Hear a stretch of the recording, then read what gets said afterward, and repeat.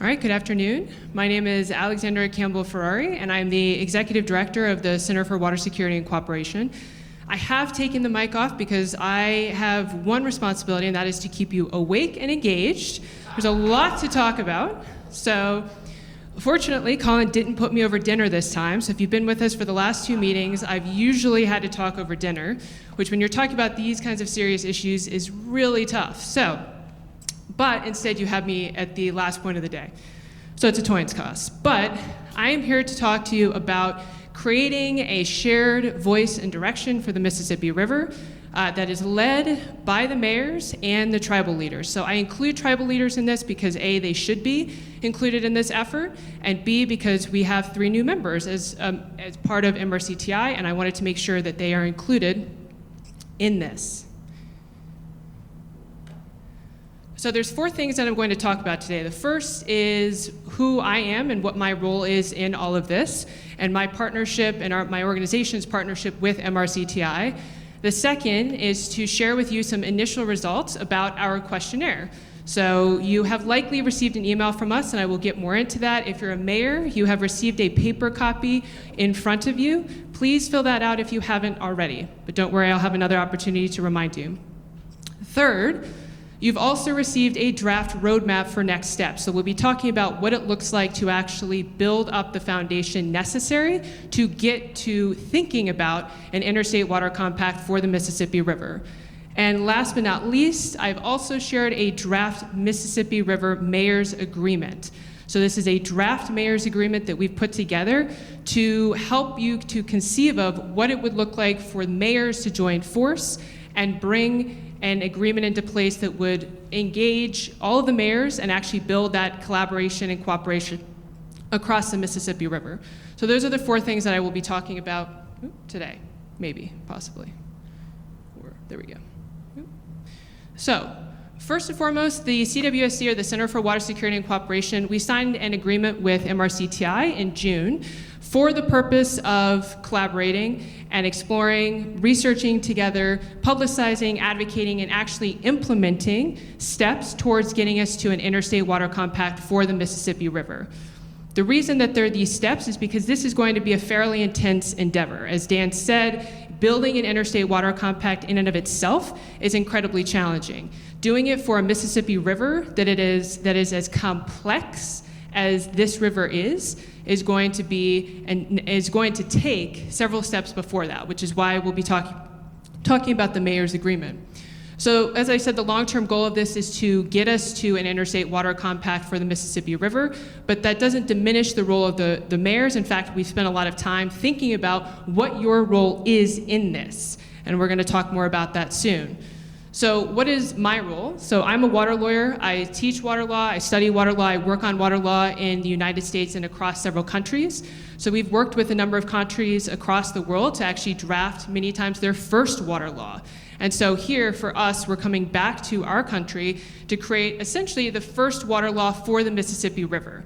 For us, that's been a passion of ours. We think it should have been in place decades ago, and that the impacts and the challenges that you're all experiencing up and down the river that we've heard a lot about today, that we can start to anticipate them and not just suffer the consequences of them if we put an agreement into place. So that is our role, is to help conceive of this process, to help lead and guide and listen. I cannot stress enough the listen. We do a lot of listening. So I will be up here talking a lot, but I really do want to hear from you. So after this, when we have the draft, you'll have an opportunity to ask me questions now, but please email me. Please contact me for a call, a meeting in your city, whatever you would prefer, but we will be listening and working with you. So today, as I mentioned, we're going to be presenting some initial results from our questionnaire, our roadmap for next steps, and an actual draft Mississippi River's mayor agreement. So we asked 4 questions in this questionnaire. And for us, why we did this was because we want your voice leading this, right? I can go on to Google, I can go on to all kinds of search engines. In fact, I have. And I have thoroughly researched many of the challenges of what's going on in the river. But it's listening to your stories that's what matters. You are on the front lines. You are getting and receiving the first, worst, and best impacts and relationship with the Mississippi River. And so this questionnaire was that first step for us to understand, what does this river actually mean to you? And what are some of the challenges that you're facing? What are some of the needs that you have? And what do you want this Interstate Water Compact to actually address?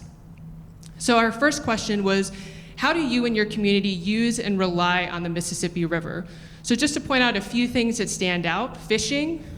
So we had 18 mayors respond, or 18 mayors and staff members respond. Hopefully we get that number up. So fishing obviously comes out on top, recreation, tourism, ports and delivery of goods and services. Those are really the top answers here. So you see a theme of especially things that we've been talking about during the course of this meeting. The second question were, what are your greatest concerns? What are things that you're thinking about and you think need to have action taken? So here, declining water quality in the Mississippi River. It's come up a few times, but it hasn't necessarily been a focus of our meeting so far. Flooding, huge topic that's come up. That's the number one top concern. Decline in the environmental health of the Mississippi River, second top concern. Inability of barges and boats to navigate the river, another top concern. Again, themes that we've heard about, and themes that if I look at any newspaper over the last 9 to 12 months, this is what I would be seeing. But this tells us that these are things that you're experiencing and that matter to you, which is why, again, this is so important. Our second to last question was, what topics would you want to be addressed in an interstate water compact? What are things that you want to be working on together, collaboratively, that you think that you cannot, not that you don't, that you can't, but that you don't want to go it alone on? What are the topics that you think require collaboration and cooperation? So at the top of the list is maintaining minimum flows to ensure barge and boat traffic, right? We have to have minimum flows for those boats to get down the river, but also in order for that river to be alive, to be healthy, which leads back to one of the top concerns that you have. Improving the water quality of the Mississippi River, another top concern. Reducing flooding, environmental protection. There is a theme between these three questions. There are really four top concerns that come out time and time again. Flooding, environmental health, water quality, and maintaining minimum flows so you can get and have a strong, vibrant economy in each of your communities. And I threw this question in after a few people had already answered. So we had about 14 of the 18 mayors answer this, but I wanted to get a sense if there was anything that you were already doing to improve the Mississippi River. It's a very broad question, but about 50% of the mayors said yes, and about 50% of the mayors said no. And that's a good thing, because what it tells us is that having a mayor's agreement fits into what you're already doing, and fits in, for those of you not yet thinking about this, fits into what you should be doing, and creates that impetus and that opportunity to build that collaboration and cooperation along the river. So those are the main results from our questionnaire. So I want to move to the proposed roadmap. And so if you are a mayor, you've received one in front of you. But the roadmap, the purpose of this roadmap was to make this something that made sense, right? In September of last year, MRCTI said, and mayors said, we value an interstate water compact. We want to pursue an interstate water compact. But the question becomes, how do you do that? Right? Most of these interstate water compacts, the last time they were adopted relating to water was 2008. That's when the Great Lakes Compact was finally adopted. But that was a long time ago. It's about 20 years ago. And it took a lot to get there. And it wasn't just the compact, it took years of federal legislation to actually get to that point. So we're talking 20, 30, 40 years of federal legislation to create the foundation for the Great Lakes Compact to actually happen. So the first thing that we wanted to do was identify key stakeholders. So who are we going to who are the top stakeholders that we need to be working with? And when I say we, I mean mayors, tribal leaders, MRCTI, and CWSC in order to make this happen. So we identified, obviously, mayors, obviously MRCTI, state legislators, and US Congress, right? So Congress will be a key factor towards the end of this, but they can actually, there's some certain things that they can do to propel states to taking action themselves, which actually was why the Great Lakes Compact was adopted, and we'll come back to that. So the purpose of this is to set forth some proposed roles and responsibilities for each of these stakeholders and start to make this a tangible thing that you can be part of. And that's really our role here today, is to provide that roadmap and to kick off that roadmap.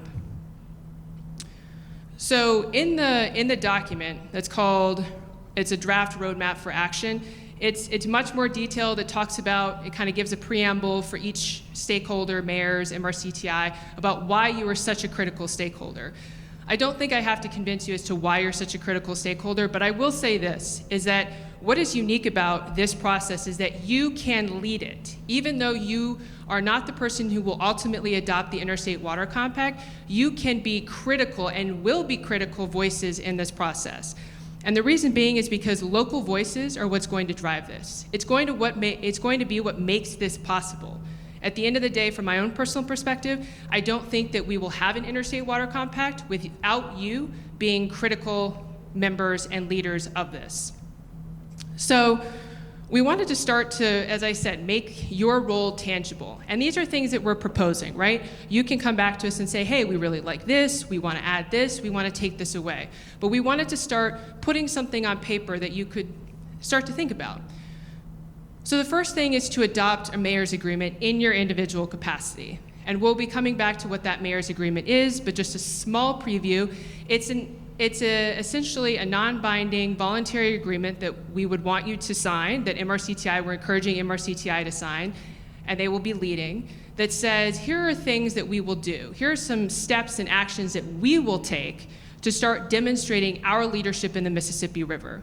And the reason we're doing this is because A, we're already doing a lot of this, but we want to memorialize these steps that we're already taking, and B, we want to take this to our state legislators and say, hey, this is something you need to pay attention to. This is the foundation of our Interstate Water Compact and about building that greater collaboration and cooperation across the river. And we are going to start us off. It's us, and then we'll be passing the buck to you.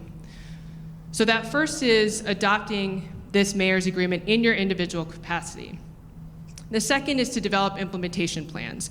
And I wanted to be clear that we'll be helping you through this. So we will be guiding you through this process. We'll be working with you. We've already actually started developing a template for this implementation plan. And as you've heard from other people, this is not intended to be a burden, right? This isn't going to take you 25 days and multiple hundreds of hours.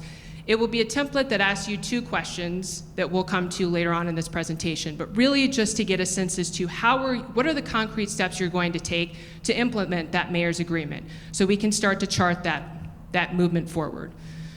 The third is we want you to be championing the mayor's agreement and encouraging other folks to join it, other mayors, other organizations. We want you to be reporting on that and demonstrating again your leadership and maybe the setbacks that you've had, right? This isn't easy work that you're doing. This isn't going to be a smooth process, and that's okay. It's not a failure, it's a setback. And frankly, we learn from our setbacks. And so I think that's critical in terms of being open about that.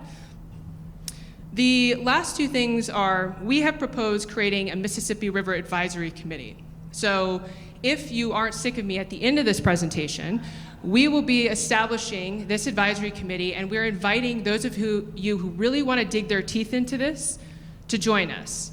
It's not going to be a tremendous time commitment, but what it will be is we can talk to you, we can ask you questions, you can ask us questions, and you can inform the decisions that we're making. You can make us better at what we're doing. So that small advisory committee is something that we'll be standing up at the end of this.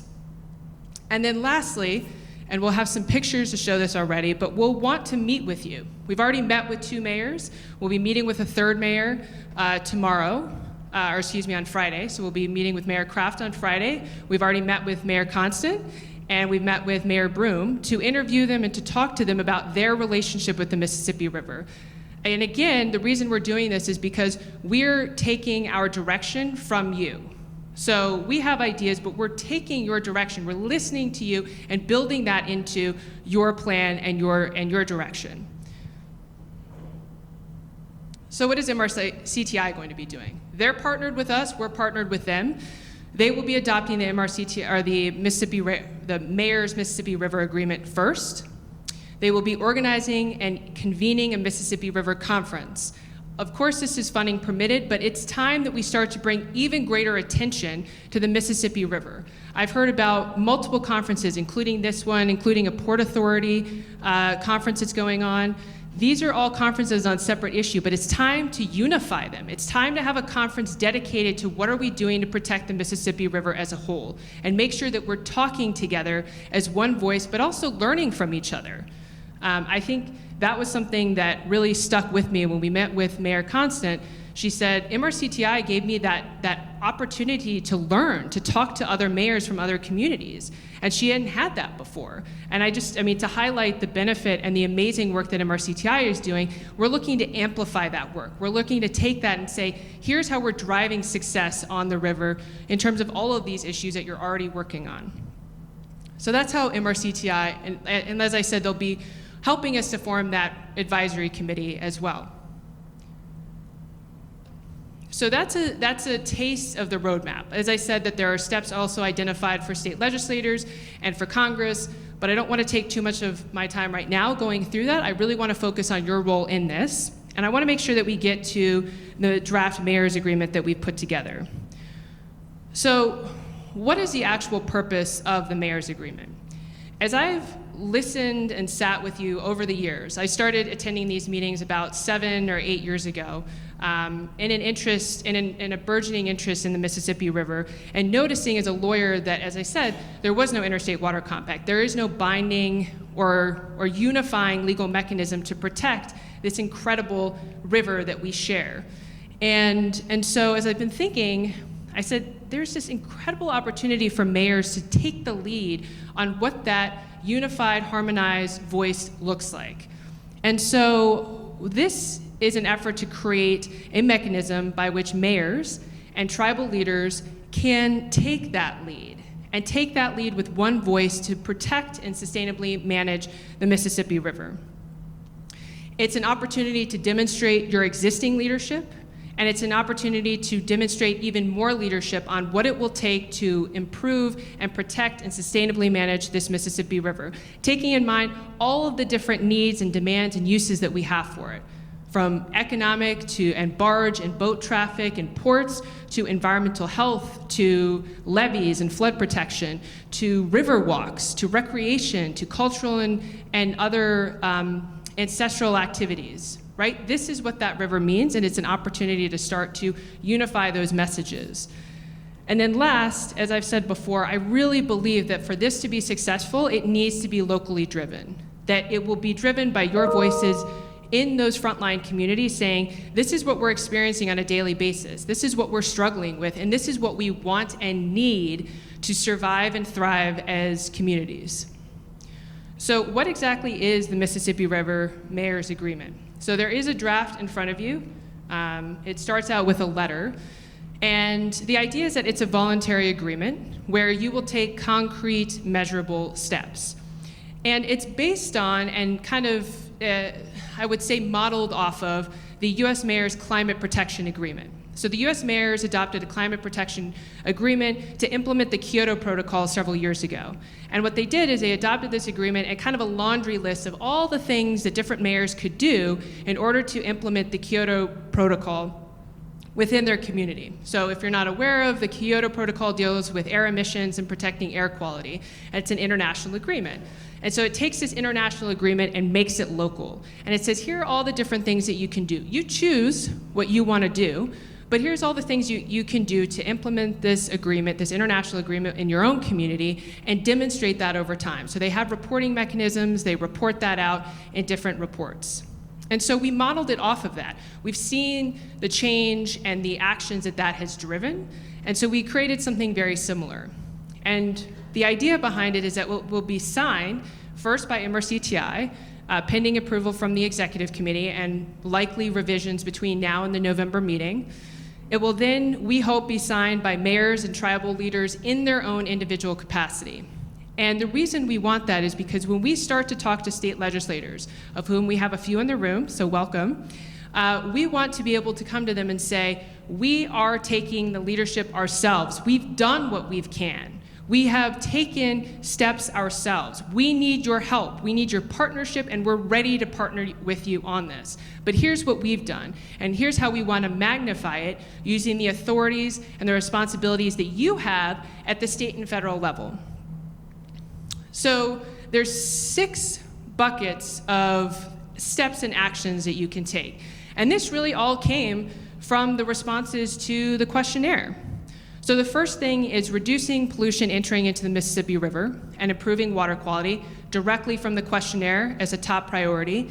Second, promoting sustainable, efficient, and equitable water use and improving conservation. Again, straight from the questionnaire in terms of protecting the environmental health of the Mississippi River. Third, restoring ecosystems and natural habitats in the Mississippi River. Fourth, reducing flood risks and enhancing climate resilience.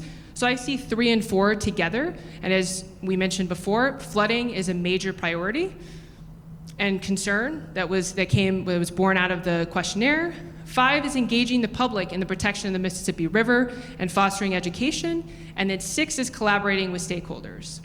So the idea here is that even if you are individual cities, but we hope to see opportunities where you're partnering with other communities, and maybe not even communities who are your neighbors with, right? Maybe it's La Crosse, Wisconsin, partnering with Baton Rouge, Louisiana. I'm not sure what that would look like right now, but there are opportunities that exist to partner amongst the communities in this group. And so within each of those categories in the draft mayor's agreement, we highlighted some examples of steps that you could take. So for example, under the reducing pollution category, we said you could adopt and enforce land use laws and policies to manage, restrict, and prohibit activities within buffer zones and floodplains. Guess what was one of the topics today when the representative from USDA and HUD talked?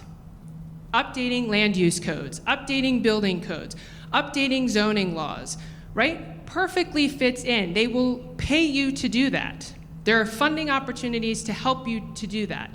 And as they said, there are numbers of land use laws, zoning laws that haven't been updated recently, building codes that haven't been updated recently, where there's tremendous opportunities to help to anticipate and prevent the harm that we see in the Mississippi River. Second, adopting and implementing policies that can help to reduce urban runoff, supporting initiatives that are taken by different stakeholders like agriculture, industry, commercial stakeholders to design and implement approaches for limiting the release of fertilizers and other pesticides and pollutants into the river system. So there are several examples here of how you can go about reducing pollution. And these are steps you can take, or you can come and say, I actually have identified something else. I'd like to do something else that's not on this list. That is totally okay. At this point, we can include it in the mayor's agreement. After, that's just part of your implementation plan. Second, for reducing flooding risk, just some quick examples. You can adopt and implement local flood management policies and strategies. Many cities don't necessarily have this. This is a huge opportunity, again, to start anticipating the impacts of climate change on your cities and start anticipating some of the flooding impacts as well. Reinforcing the adopting and enforcing land use and policies, and then also climate resilience plans. Other steps you can take to help reduce flooding. Engaging the public. So one of the themes that we also learned from talking to mayors, both Mayor Constant as well as Mayor Broom, is that it's challenging when you are separated from the river by a levee. I believe the mayor in the video, Mayor Simmons from Greenville, mentioned that as well. When you can't see the river, you're disconnected from it. And so there's this tremendous opportunity to start to educate and engage your public on, here's what this Mississippi is, here's what it does for you. It provides drinking water, it provides economic opportunity. So there are these opportunities that you can create to engage your public with the Mississippi River, including launching citizen science initiatives, supporting volunteer programs, collecting and publishing data and information about the river, and engaging students in this as well through school initiatives. And then last, I think this is the last set of examples I'll provide, but in terms of when mayors adopt this agreement, the next step in the process would be submitting an implementation plan. And as I said, we have a draft template already created, but there were just a few things that you'll identify. First and foremost, 3 to 5 steps that you will take. As I said before, they can come from this list, they can come from outside of this list. An explanation of how those proposed actions will help you to achieve the goals of the agreement and the intended benefits and outcomes. Why? Because we want to know what that impact is. We want to be able to measure that impact and show people how the steps you are taking is leading to a change in the river. And it doesn't necessarily have to be in 3 months or 6 months or a year, right? You don't have to have results that quickly, but you have to have something in place that helps you to track that over time. Similarly or complementary, we'd have at least one metric per proposed step to actually track progress and measure that on, and then just a commitment to share data and information. Again, starting to create a safe space where even if you have setbacks, even if there are things that are happening that don't enable you to successfully pursue one of those steps, creating that as a learning opportunity for other mayors, right? I've heard those learning opportunities in this room, and we'd love to make sure that those learning opportunities move forward into the future. So 2 more slides. One, I just wanted to bring this all home. In terms of immediate next steps, here are the immediate next steps that we see moving forward. So in terms of the draft mayor's agreement, we will hopefully, MRCTI will be moving this forward and to the executive committee. Between now and then, we'll be taking any comments that you have. So if you have comments, suggestions, as I said, if you want to meet with us, if you want to meet with Colin, please let me know, and I will have a slide with my contact information on it. Once it's approved by MRCTI, we'll be asking that mayors in their individual capacity adopt the agreement, and then adopt that implementation plan. Last but not least, CWSC and MRCTI will be forming the advisory committee, and this will continue to inform the decisions that we're making and how this mayor's agreement is being implemented and enforced and reported on. And we will be meeting with other mayors. So as I said, we've met with 2. We're meeting with Mayor Kraft on Friday in his home community. This is important, right? We get to hear the stories of why the Mississippi River means something to you, what your relationship with the river is, and build that into all of this work. So those are the immediate next steps.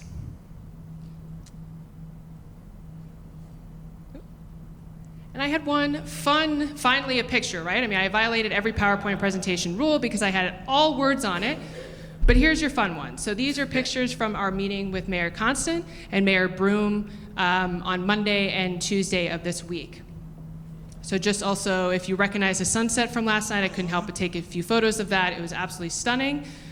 But this is what these meetings are. They're fun, they're short, they're just discussions where you get to tell me why this river means something to you and your community, and then we take that information and continue to feed it into this process. We do an on-camera video where we will use that to share your story with others, to get others to support this work and to join this initiative. So on that note, I'll leave my contact information here, and I'm happy to take any questions that you have. Thank you so much.